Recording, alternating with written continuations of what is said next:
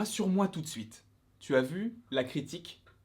Sinon, je te mets mon doigt sur la gorge, comme dirait Drax. J'ai sorti la critique ce midi, là on est sur une vidéo un petit peu plus théorie, et je vais rentrer dans les détails de ce que vous vouliez que j'évoque dans la critique. Agnès, Quicksilver, Mephisto, ça me fait plaisir. Aujourd'hui donc on va parler de tout cela.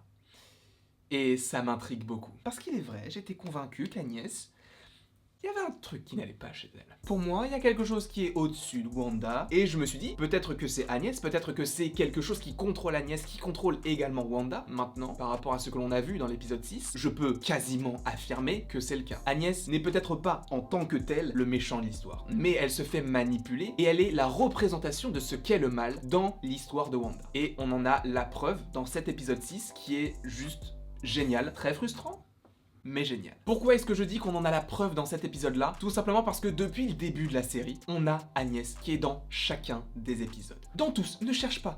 Dans tous. On parlait possiblement de Dottie qui pourrait être méchante, d'Hayward qui pourrait être également méchant, en tout cas lié à Mephisto, même si Hayward, on le sait, il est pas sympa. Mais donc on avait ces différents personnages qui pouvaient être Mephisto. Et donc Agnès était un personnage à part entière qui est en fait Mephisto. Sauf que ce n'est pas vraiment le cas. En tout cas, ce n'est pas ce qui peut en découler comme théorie en rapport avec l'épisode 6. Mais donc, depuis le début de la série, Agnès est dans tous les épisodes. Peut-être en termes de présence un petit peu moins dans l'épisode 4, donc l'épisode où on est vraiment plus focalisé sur le Sword, mais on la voit quand même à la télé, il y a quand même sa présence. Et depuis le début de la série, moi je vous dis, pastille sur Agnès, parce qu'elle est pas... Elle est chelou quand même, elle est très chelou, elle est bizarre. Je vous le dis. Là, il est quelle heure? On est le 14? Non, on n'est pas le 14, on est le 12. On est le 12 ou le 13, en tout cas on est vendredi. Aujourd'hui est sorti l'épisode 6 de WandaVision. Notez-le, Landry a dit à midi et 5 minutes que Mephisto est le méchant. Je vous l'affirme. Peut-être pas aussi brutalement que ça, enfin... Je peux pas vous dire que c'est le cas, parce que je le pense réellement, mais pour moi, ça semble logique. Trop d'éléments liés au diable. Trop, beaucoup trop. Et qui le faisait avant? C'était Agnès. Agnès avec sa petite broche, avec l'évocation de l'enfer, avec son petit sourire en coin, avec tous ces éléments-là, avec le fait également que Agnès veuille faire grandir les enfants, on ne sait pas vraiment encore pourquoi, mais elle veut les faire grandir, avec notamment l'épisode 5 où, au début, ce sont des bébés, ils passent avec Agnès, Agnès veut s'occuper des enfants, étrangement, tiens, c'est bizarre, tiens. Elle s'occupe des enfants, ils ont grandi, ils ont 5 ans. Puis quelques minutes passent encore, et ils grandissent une nouvelle fois. Pourquoi? Parce que tu as le petit chien, et ce petit chien, il est amené par qui et par quoi? Par Agnès, entre guillemets. Pourquoi Agnès rentre dans la maison d'un coup comme ça avec une niche? C'est étrange. Sachant qu'elle ne savait pas ce qu'il se passait, même Vision se pose la question. Et à ce moment-là, les enfants grandissent parce qu'ils n'ont pas, entre guillemets, l'âge d'avoir un chien. Donc c'est une technique d'Agnès pour que les enfants grandissent. Agnès qui serait contrôlée par Mephisto, à l'époque je le pensais, maintenant je peux vous le dire, Agnès selon moi c'était Mephisto. C'est le méchant de l'histoire. Mais attendez, je n'ai pas fini parce que là vous allez dire, mais oui mais attends, mais... Moi j'ai vu l'épisode 6, j'ai vu qu'Agnès elle était pas si méchante que ça et elle était possiblement contrôlée. Tu vas voir, je vais tout expliquer. Donc dans les précédents épisodes, et surtout dans l'épisode 5, tu as Agnès qui débarque toujours au bon moment avec la bonne chose. Donc la niche, et même, qui est-ce qui retrouve le chien mort? C'est Agnès. Donc je pense que le chien est arrivé via Agnès, c'est elle qui a pris la niche pour que les enfants grandissent et puissent avoir l'âge de s'en occuper, puis après elle l'a tué pour que les enfants grandissent encore une fois, pour qu'ils atteignent un âge suffisant pour que Mephisto puisse les utiliser. Sauf que cette théorie ne tient pas la route par rapport à ce que l'on voit dans l'épisode 6. Parce que dans l'épisode 6, tu as Vision qui, comme dans le trailer, et les différents trailers que l'on a eu avec WandaVision, qui parle à Agnès. Et Agnès semble être contrôlée. Tu sens qu'elle n'est pas elle-même. Comme si elle était trop loin de Wanda et que Wanda ne s'occupait que de ce qui l'entoure en fait. Et que ce qu'il y a beaucoup trop loin d'elle, c'est figé ou alors ça n'a pas vraiment de vie. Et c'est le cas d'Agnès. Vision la voit, il la réanime entre guillemets comme il a fait avec Norm dans l'épisode 5. Et là, tu comprends qu'Agnès, c'est une personne qui semble exister entre guillemets. Même si, depuis le début de la série, on veut nous faire croire que c'est Agnès qui est chelou, parce qu'on ne trouve pas sa carte d'identité, mais c'est vrai que c'était un détail, il fallait le voir pour le savoir. On ne te l'a pas évoqué comme tel, et je pense que c'est très intelligent de la part des réalisateurs, des scénaristes, et surtout du petit homme à la casquette Kevin Feige, qui ont à eux tous fait en sorte que nous pensions qu'Agnès n'était pas un vrai humain, puisque on n'a pas de carte d'identité, mais on sait que le personnage semble exister grâce à l'épisode 6. Donc le fait qu'il n'ait pas évoqué le fait qu'il n'y ait pas de carte d'identité, cela veut bien expliquer que le réalisateur a laissé des petits indices pour nous faire penser que c'était bien Agnès, sauf que ça n'a pas vraiment l'air d'être le cas. Et c'est juste qu'ils n'ont peut-être pas encore retrouvé sa carte d'identité, même si c'est un peu long quand même, sachant qu'ils ont trouvé les cartes d'identité de tout le monde sauf d'Agnès. Mais bon, on peut imaginer ça comme ça. Et donc dans l'épisode 6, on a Agnès qui se fait réveiller par Vision et elle découvre que c'est un Avenger. Il comprend enfin qu'il est mort et qu'il n'est pas censé être en vie, ce qui, encore une fois, rentre en contradiction avec son principe de base, il est du côté de la vie. Sauf qu'il est mort, donc tu sens que ça va péter à un moment donné. Donc tu comprends qu'Agnès est entre guillemets une vraie humaine. Mais à ce moment-là, pourquoi le faire maintenant? Ça, je vais l'évoquer juste après. Mais pour rester sur Agnès, on peut pas dire à 100% qu'elle est safe dans le sens où, encore une fois, on n'a pas sa carte d'identité. Et en plus, à la fin, quand elle parle à Vision, elle est morte de rire, mais on ne sait pas pourquoi. Est-ce que c'est sa réaction, étant donné qu'elle est un petit peu choquée, ce qui peut aussi arriver? Je ne sais pas, mais tu sens qu'il y a encore un truc qui va pas chez elle. Moi, je me pose beaucoup de questions par rapport à ce personnage-là. Mais là, avec cet épisode 6, on peut se douter et imaginer que le personnage n'est pas si malveillant que ça, mais est juste contrôlé par quelque chose. Et justement, on en vient à pourquoi maintenant? Pourquoi Agnès est un personnage qui était présent tout le long de la série en tant que antagoniste principal supposé de la série, mais qui aujourd'hui semble être gentil et manipulé par quelque chose. Pourquoi est-ce que l'on sait ça aujourd'hui? Quicksilver. Quicksilver est selon moi la nouvelle forme entre guillemets de Mephisto. C'est un peu bizarre à croire, mais vous allez voir. Vous avez été nombreux à me parler de la fin de l'épisode 5 du miroir et du bras, on va en parler tout de suite. Parce que oui, il y a plusieurs personnes qui m'ont contacté sur Instagram d'ailleurs, on est de plus en plus sur YouTube, mais également sur Insta.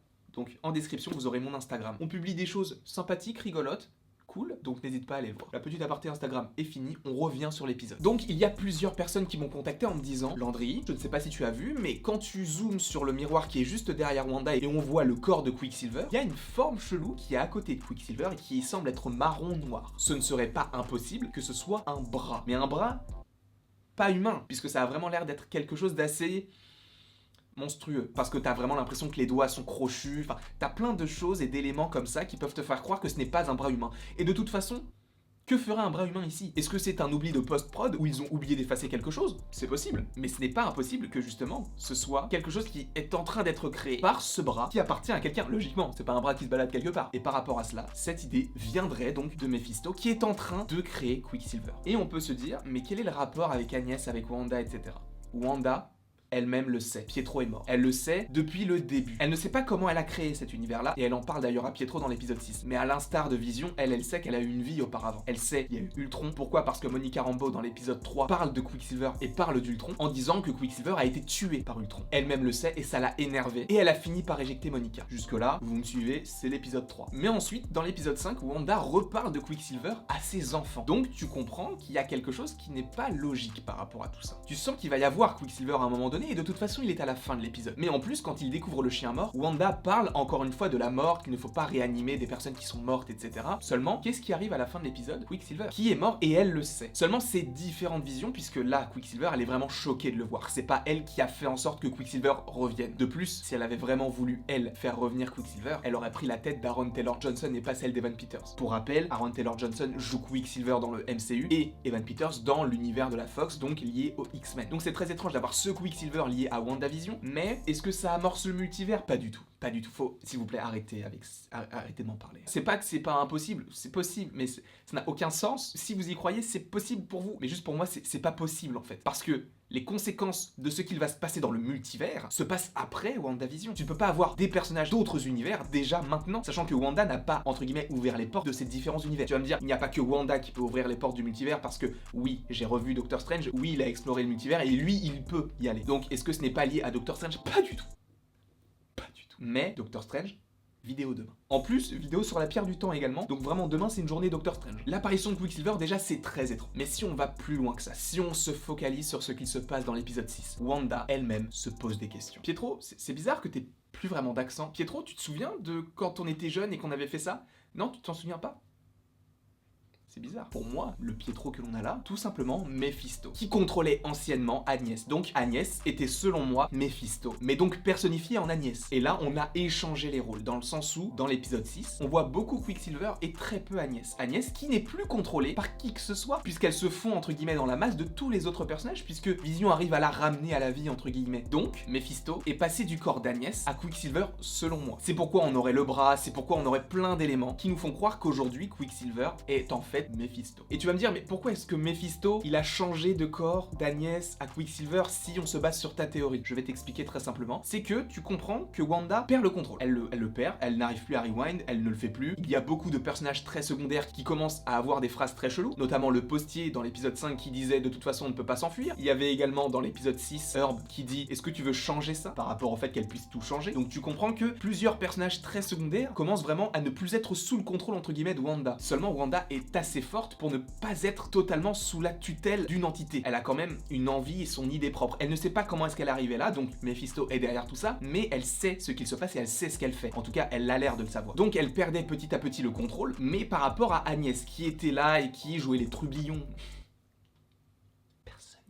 Mais tu vois un peu ce que je veux dire. La scène du chien a été, selon moi, décisive pour Mephisto. La scène du chien mort. Mephisto, lui, il veut que les enfants grandissent. Puisque si on part sur l'idée que c'est bien Mephisto qui est derrière tout ça, Mephisto veut que les enfants grandissent. Donc le fait qu'il ait tué le chien, ça allait pousser les enfants à grandir, sauf que Wanda les en a empêchés. Ce qui fait que Mephisto n'a pas réussi à bien convaincre tout l'environnement de Wanda pour que ses enfants grandissent. Ce qui fait qu'il s'est sûrement dit, je ne peux pas faire en sorte que les enfants grandissent d'eux-mêmes sans que je me fasse repérer si je suis encore dans la peau d'Agnès. Puisqu'Agnès n'a pas vraiment de poids énorme sur Wanda. Elle a un poids puisqu'elle est entre guillemets sa meilleure amie dans l'univers, mais tu sens qu'il y a quelque chose qui ne va pas. Alors que s'il prend l'apparence d'un Quicksilver qui est notamment souvent évoqué, tu sens que lui peut avoir une incidence et une importance capitale. Seulement, le petit hic, c'est que ce n'est pas le vrai Quicksilver entre guillemets. Parce que oui, ce n'est pas le vrai Quicksilver parce que ce n'est pas celui des X-Men et ce n'est pas celui du MCU, mais il a aussi l'apparence de celui des X-Men sachant qu'on est dans le MCU. Tu comprends? Donc l'idée de Mephisto, ça a été de se transférer dans un corps créé par lui-même, donc de Quicksilver, pour avoir une plus grande influence sur Wanda, sachant que c'est son frère jumeau. Et justement, Pietro, lui dans tout l'épisode, tu sens qu'il veut que Wanda lâche prise et qu'elle fasse quelque chose qu'elle n'a pas forcément envie de faire. En tout cas, pas pour le moment. C'est lui qui parle de Vision qui est déjà mort, etc. Et c'est là où elle l'expulse. Ça, j'ai trouvé ça super cool parce que ça montre que Wanda, elle peut ne plus être sous le contrôle, mais toujours être quand même malveillante. Donc, est-ce qu'il y a une part de méchanceté en elle quand même ?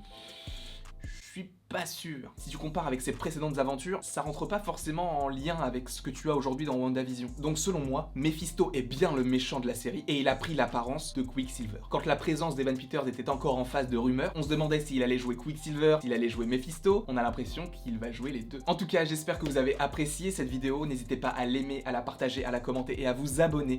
Cela me ferait extrêmement plaisir. Et après tout, selon Laïus, il ne me reste plus qu'à vous dire à la prochaine pour la prochaine.